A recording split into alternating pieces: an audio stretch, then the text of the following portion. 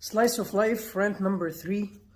لو انت بتتابع اي لايف كوتش او اي كارير كوتش او حد من الناس بتوع التنمية البشرية، في رسائل كتيرة مهمة ممكن يبقوا بيقولوها من الناحية التحفيزية، كأنت لو عايز تاخد منهم تيبس ازاي تطور من نفسك ومن الكارير بتاعك والى اخره وكل الكلام الجميل ده.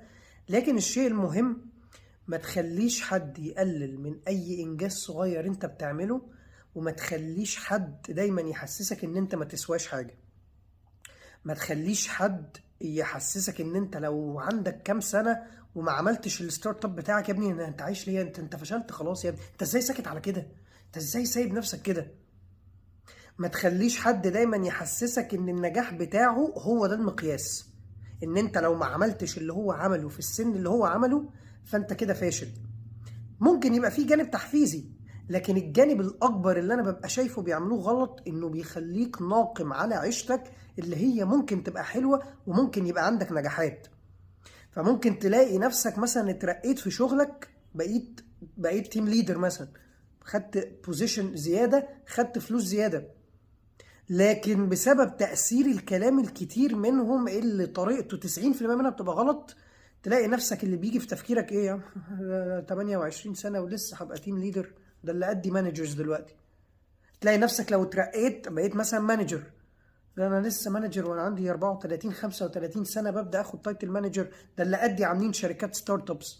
حتى لو صح، ممكن تقول لي طب ما في السن ده الترقية متأخر، ايوه، لكن انت ستيل بتاخد خطوات، انت عامل بروجرس، لكن بسبب الطريقة دي وبسبب طريقة تفكيرهم اللي وصلهم لك، فبقى انت النجاحات اللي بتعملها انت مش حاسس بيها، انت متضايق.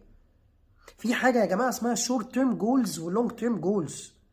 ممكن يبقى اللونج تيرم اللي هو بيقولوا ده شيء جميل تاخده منه، ان انت على المدى الطويل يبقى عندك شركتك، تبقى وانت في سن كذا متجوز وعندك عربية ولا 2 وعندك عيال. لكن في شورت تيرم جول صغيرة، نجاحات صغيرة لازم تحققها عشان توصل للنجاح الكبير. ده الكلام اللي انا بلاقي 90% منهم مش بيقولهولك. فهو بيحسسك ان انت لو ما وصلتش ان انت عندك شركتك و4 عربيات ومخلف 5 عيال، طيب يا ابني انت عايش ازاي؟ ايه يا ابني الفشل ده يا ابني؟